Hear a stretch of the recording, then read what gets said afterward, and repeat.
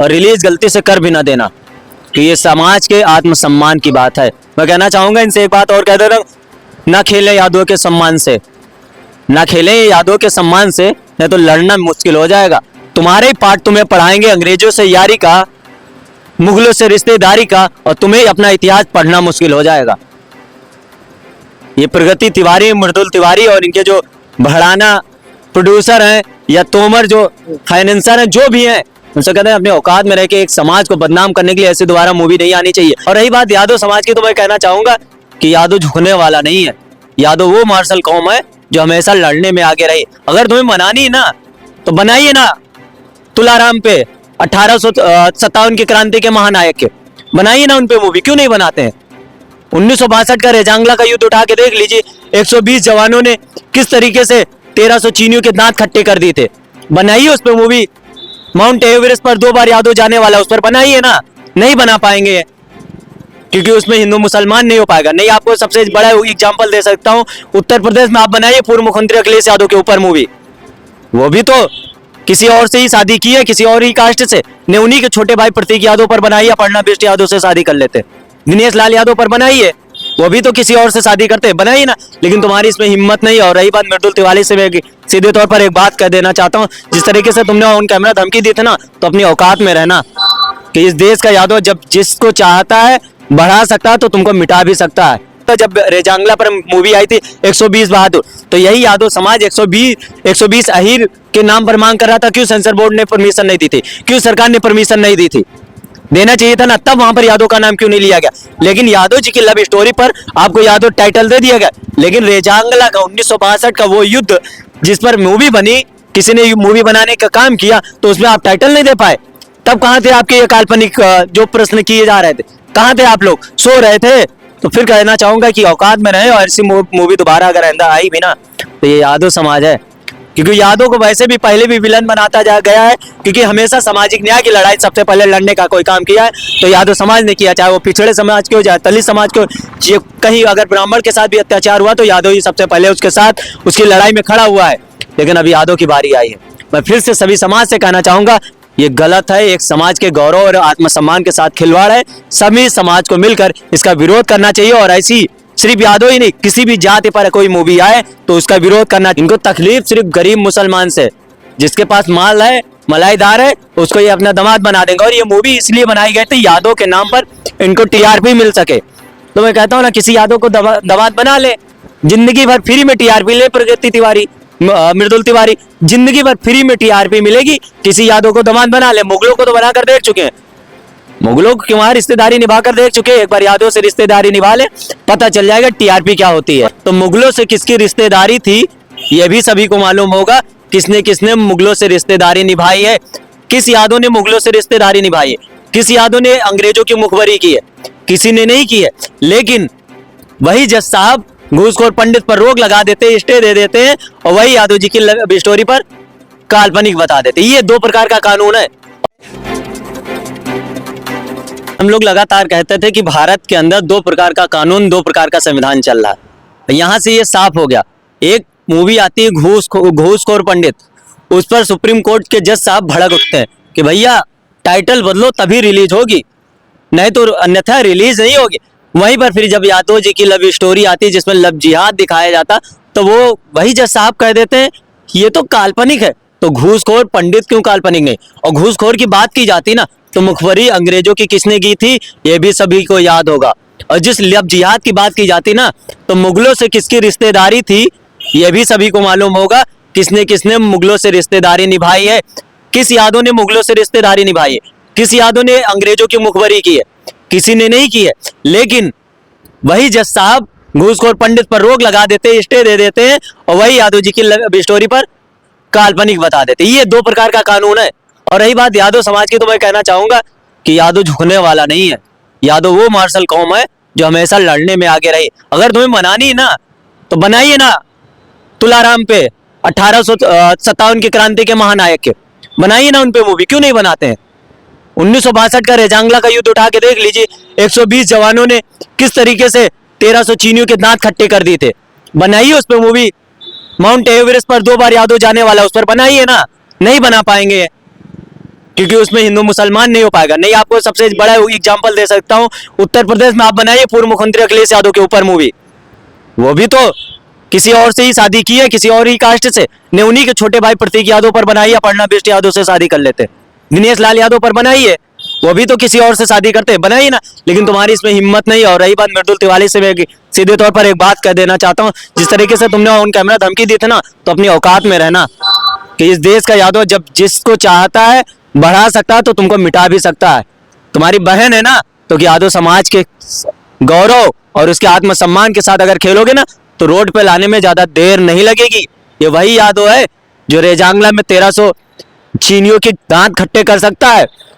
हुकुमदेव सिंह यादव, योगेंद्र सिंह यादव, नाम गिनाने लगेंगे तो नाम कम पड़ जाएंगे। हाँ, अगर इनकी बात करेंगे तो अंग्रेजों से और मुगलों के रिश्ते रखने में इन्हीं के नाम आएंगे, किसी यादव का नहीं आएगा, किसी पिछड़े दलित समाज का नहीं आएगा, लेकिन इनके नाम जरूर आ जाएंगे खुले रम, चाहे वो भगत सिंह पर हो या फिर रिश्तेदारी निभाने पर हो, हर चीज में इनके नाम आएंगे। और यही बात जिस तरीके से हिंदू मुसलमान करते हैं ना, अगर बड़ा मुसलमान होगा तो उसको तो दामाद बना लिया जाता है। यही भारतीय जनता पार्टी के नेता, बड़े बड़े नेता हैं, जिसमें योगी आदित्यनाथ मुख्यमंत्री तौर पर शामिल हो जाते हैं, मुसलमान से शादी वो करती है ना, तब ये कहाँ रहते हैं। इनको तकलीफ सिर्फ गरीब मुसलमान से, जिसके पास माल है, मलाईदार है, उसको ये अपना दामाद बना देंगे। और ये मूवी इसलिए बनाई गई थी यादव के नाम पर, इनको टीआरपी मिल सके। तो मैं कहता हूँ ना, किसी यादव को दामाद बना ले, जिंदगी भर फ्री में टीआरपी ले। प्रगति तिवारी, मृदुल तिवारी, जिंदगी भर फ्री में टीआरपी मिलेगी। किसी यादव को दामाद बना ले। मुगलों को तो बनाकर देख चुके हैं, मुगलों की वहां रिश्तेदारी निभाकर देख चुके हैं, एक बार यादव से रिश्तेदारी निभा ले, पता चल जाएगा टीआरपी क्या होती है। अच्छा, मेरा सवाल ये है कि इस फिल्म की जो डेट थी वो 27 फरवरी को थी। पूरे देश में तमाम सारे लोगों को लगा ये फिल्म रिलीज हो जाएगी, क्योंकि जिन्होंने फिल्म बनाया था उनको भी लगा कि सुप्रीम कोर्ट ने अब आदेश दे दिया है, अब फिल्म आराम से चला सकते हैं। 27 फरवरी को रिलीज वाली फिल्म, तो लोगों को लगा लोग फिल्म देखने जाएंगे। लेकिन 27 फरवरी जब डेट आई तो दिल्ली से लेकर पूरे देश में किसी थिएटर में फिल्म रिलीज नहीं हुई है। तो थिएटर वालों के अंदर ये डर था कि अगर हम कहीं फिल्म लगा देंगे तो यादव समाज लोग के लोग थिएटर तक न घुस जाए। ये डर है, और ये डर अच्छा लगा। ये डर अच्छा लगा कि कम से कम सेंसर बोर्ड, प्रगति तिवारी, अमित जो भड़ाना है प्रोड्यूसर है, उनको डर है, और डर ये अच्छा लगा। और रिलीज गलती से कर भी ना देना, कि ये समाज के आत्मसम्मान की बात है। मैं कहना चाहूंगा इनसे एक बात और कह दे रहा हूँ, ना खेलें यादव के सम्मान से, ना खेलें यादव के सम्मान से, नहीं तो लड़ना मुश्किल हो जाएगा। तुम्हारे ही पाठ तुम्हें पढ़ाएंगे अंग्रेजों से यारी का, मुगलों से रिश्तेदारी का, और तुम्हें अपना इतिहास पढ़ना मुश्किल हो जाएगा। ये प्रगति तिवारी, मृदुल तिवारी और इनके जो भड़ाना प्रोड्यूसर हैं, या तोमर जो फाइनेंसर हैं, जो भी हैं, उनसे कहते हैं अपने औकात में रह के एक समाज को बदनाम करने के लिए ऐसे दोबारा मूवी नहीं आनी चाहिए। और क्या कर रहा है सेंसर बोर्ड, क्यों प्रमोशन दे देता है। और ये सुप्रीम कोर्ट की जिस बात कर रहे हैं ना, वही एक फिल्म को रोक लगा देता है, और वही उस पर कह देता नहीं ये तो काल्पनिक है। तो भैया काल्पनिक वो भी है ना, एक्टर जैसे अमित भड़ाना, उसने मृदुल तिवारी ने कहा था मॉडल है, हमने स्क्रिप्ट पढ़ी, मुझे अच्छी लगी। अरे तो बनाओ ना। मैं कहता हूँ प्रगति तिवारी अपनी लव स्टोरी बनाए एलवीस यादव के साथ। जी बिल्कुल, बनाना चाहिए ना। एलवीस यादव के साथ आपकी गर्लफ्रेंड थी, एलवीस यादव की गर्लफ्रेंड थी प्रगति तिवारी, उस पर मूवी क्यों नहीं बनाते। नहीं बना पाएंगे क्योंकि इनकी हिम्मत नहीं, क्योंकि इस मूवी के पीछे कहीं ना कहीं भारतीय जनता पार्टी और आरएसएस के लोगों का हाथ था। क्योंकि 27 का चुनाव और उससे पहले 5 राज्यों का चुनाव है। क्योंकि हर जगह से जब ये फेल हो जाते हैं तो इनके पास एक मुद्दा बचता है, हिंदू मुसलमान, भारत पाकिस्तान, मंदिर मस्जिद। अब जब हिंदू मुसलमान फेल हो गया ना, तो इनको याद आई MY समीकरण, इसलिए यादव मुसलमान कर कर एक बार फिर से सबकी नजर में यादव समाज को विलन बनाने का काम किया। और ये अब समाज जाग चुका है, तुम्हारे समझाने से समझने में नहीं आने वाला। क्योंकि 10 साल उत्तर प्रदेश में भी देख रहा है किस तरीके से जातिवाद हुआ है। जी बिल्कुल। और वही लोग बैठे हैं जो रोक लगाते ना, वही लोग बैठे हैं जिनकी ये मूवी है। कौन थे वो जज साहब, कौन बैठे हैं उस गद्दी पे। और वही कोई पिछड़ा दलित होता तो क्या ऐसा करते। मैं एक बात और पूछना चाहता, जब रेजांगला पर मूवी आई थी 120 बहादुर, तो यही यादव समाज 120 अहीर के नाम पर मांग कर रहा था। क्यों सेंसर बोर्ड ने परमिशन नहीं दी थी, क्यों सरकार ने परमिशन नहीं दी थी। देना चाहिए था ना, तब वहां पर यादव का नाम क्यों नहीं लिया गया। लेकिन यादव जी की लव स्टोरी पर आपको यादव टाइटल दे दिया गया। लेकिन रेजांगला का 1962 का वो युद्ध जिस पर मूवी बनी, किसी ने मूवी बनाने का काम किया, तो उसमें आप टाइटल नहीं दे पाए। तब कहां थे आपके ये काल्पनिक जो प्रश्न किए जा रहे थे, कहां थे आप लोग, सो रहे थे। तो फिर कहना चाहूंगा कि औकात में रहे, और ऐसी मूवी दोबारा अगर आइंदा आई भी ना तो ये यादव समाज है, क्योंकि यादव को वैसे भी पहले भी विलन बनाता जा गया है, क्योंकि हमेशा सामाजिक न्याय की लड़ाई सबसे पहले लड़ने का कोई काम किया है तो यादव समाज ने किया, चाहे वो पिछड़े समाज के हो, चाहे दलित समाज के हो, कहीं अगर ब्राह्मण के साथ भी अत्याचार हुआ तो यादव ही सबसे पहले उसके साथ उसकी लड़ाई में खड़ा हुआ है। लेकिन अभी यादव की बारी आई है। मैं फिर से सभी समाज से कहना चाहूंगा ये गलत है, एक समाज के गौरव और आत्मसम्मान के साथ खिलवाड़ है।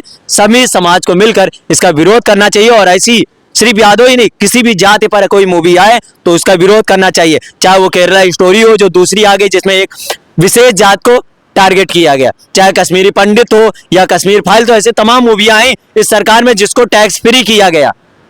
तो ऐसी मूवी नहीं आनी चाहिए जो समाज को तोड़ने का काम करे। अच्छा, आपने कहा कि यादव समाज सबकी लड़ाई लड़ता है, तो यादव समाज के ही लोग को क्यों टारगेट करना चाहते हैं? यादव समाज का नाम लेकर क्यों राजनीति करना चाहता है? यादव समाज को क्यों बदनाम किया जा रहा है? बिना यादव ब्रह्मांड की, मैं पूरे विश्व की बात करूं, बिना यादव की किसी का भला नहीं होने वाला है, किसी का भी भला नहीं होने वाला। यादव नाम से ये टीआरपी बटोरना चाहते हैं। मैं सीधे कहना चाहता हूँ ना, प्रकृति तिवारी को अपने पिताजी से कह दे किसी को दामाद बना ले, किसी यादव को, जिंदगी भर टीआरपी मिलती रहेगी, जिंदगी भर टीआरपी मिलेगी, जितनी चाहिए उतनी टीआरपी लेना। मुगलों को तो बना ही चुकी है ना, तो यादव के एक बार बना के देख ले, कभी टीआरपी के लिए टाइटल का यूज नहीं करना पड़ेगा, यादव नाम ही काफी हो जाएगा आपकी फिल्म हिट कराने के लिए। तो आपको क्या लगता है कि जिस हिसाब से यादव सड़कों पे उतरा, यादव ने अपनी मांग की, फिल्म रुक गई, आगे रिलीज होने की संभावना है कि यहीं पर थम जाएगी? अभी तो ये बस ट्रेलर था, जिस दिन रिलीज हुई ना फुल एचडी में पूरी पिक्चर दिखाई जाएगी। मैं एक इस पत्रकार के हैसियत से नहीं, मैं यादव समाज का एक यादव होने के हैसियत से मैं कह रहा हूँ। तो यादव समाज इस फिल्म को कहीं ना कहीं रिलीज नहीं होने देगा? बिल्कुल, हमने विरोध घोषखोर पंडित का भी किया था, तो हम यादव समाज पर जो बनी फिल्म है उसका क्यों ना करें। हमने ये भी कहा था जब घोषखोर पंडित नाम रखा गया था तो एक समाज को एक तरीके से अपमानित करने का काम किया था, जब मैंने उसका भी विरोध किया था। ये तो हमारे समाज की बात है, हम सब आगे बढ़कर लड़ाई लड़ेंगे और ऐसी फिल्में कभी ऐसी नहीं आनी चाहिए। ठीक है, बहुत बहुत शुक्रिया। ये देखिए नितिन यादव जी, हमारी उनसे बातचीत हो रही थी, और घोषखोर पंडित के बाद यादव जी की लव स्टोरी पूरा चर्चा का विषय बना हुआ है। यादव समाज को जब सुप्रीम कोर्ट से न्याय नहीं मिला तो कहते हैं कि जब न्याय नहीं मिलता है तो अपनी लड़ाई खुद लड़ना पड़ता है, और यादव समाज के लोग एकजुट हुए और पूरे देश में धरना प्रदर्शन किया, जिसका जीता जागता उदाहरण आप तस्वीरों में देख सकते हैं कि अभी तक वो फिल्म रिलीज नहीं हुई है। 27 फरवरी को रिलीज होने वाली फिल्म अभी तक रिलीज नहीं हुई। थिएटरों के अंदर ये डर बैठ गया होगा कि अगर हमने फिल्म रिलीज कर दी तो यादव समाज के लोग थिएटरों में घुस सकते हैं और उपद्रव भी कर सकते हैं उनको। जी, यादव समाज कभी ऐसे व्यवहार नहीं करेगा कि थिएटर रिलीज हो गई तो यादव समाज जा सकता है ना, थिएटर में घुस सकता है ना। हमने थिएटर तोड़ने की बात नहीं की, हम सही रास्ते पर वहाँ पर नहीं, ये गलत। आप जैसे पत्रकार ही यादव समाज को विलन बनाने का काम करते हैं। हमने ये नहीं कहा कि हम थिएटर में घुसकर तोड़फोड़ करेंगे, नहीं, किसी यादव समाज वहाँ बंद करवा सकते हैं, जाकर के बंद करें इस फिल्म को। क्यों, हमारा ये काम नहीं कि मैं जाके बंद करूं, हम विरोध प्रदर्शन करेंगे, सड़कों पर उतरेंगे, लेकिन ये हमने नहीं कहा कि हम किसी थिएटर में जाकर किसी थिएटर में तोड़ फोड़ करेंगे, मारपीट करेंगे, ये हमारा काम नहीं। आप तो यहाँ हक अधिकार के लिए लड़ना जानते हैं, तोड़ फोड़ खेल करने नहीं। माना आप यहाँ धरने पर बैठे हैं और थिएटर में फिल्म चल रही तो ये धरना बैठेंगे, तो वहाँ थिएटर में जाएंगे। वहाँ पर जब यादव समाज जाएगा ही नहीं देखने ना, तो फिल्म देखेगा कौन? इस देश में आज भी करीब 26 से 30 करोड़ यादव की आबादी है। आप चलो, आपने यादव समाज नहीं देखेगा, मौर्य देखेगा, कुशवाहा देखेगा, दलित देखेगा, ब्राह्मण देखेगा, ठाकुर देखेगा, कोई कमी है क्या? वो लोग देखेंगे, यादव बहिष्कार करेगा, बाकी समाज बहिष्कार नहीं करेगा ना। परेशान क्यों भाई साहब, परेशान क्यों? ना यादव देखेगा ना पिछड़ा दलित समाज नहीं देखेगा। अगर आज यादव की बारी है तो कल आपकी भी बारी है। ब्राह्मण का टेलर देख चुके हैं, अब यादव की बारी थी, अगली किसी और की बारी होगी, सब विरोध करेंगे। फ्लॉप नहीं है, महा फ्लॉप होगी। लेकिन ऐसे शब्दों का प्रयोग आप जैसे पत्रकार को शोभा नहीं देता है। किसी एक समाज को इस तरीके से विलन बनाइए कि जाके वहां तोड़ फोड़ करेगा, गुंडागर्दी करेगा, मारपीट करेगा। आप जैसे ही लोग यादव के सरनेम के पीछे गुंडा लगा चुके हैं, आप जैसे पत्रकार ही। चलिए ठीक है, तो इस खबर पे आप क्या कहना चाहें मुझे कमेंट बॉक्स में जरूर बताएं। मिलते हैं नए वीडियो में, तब तक के लिए नमस्कार।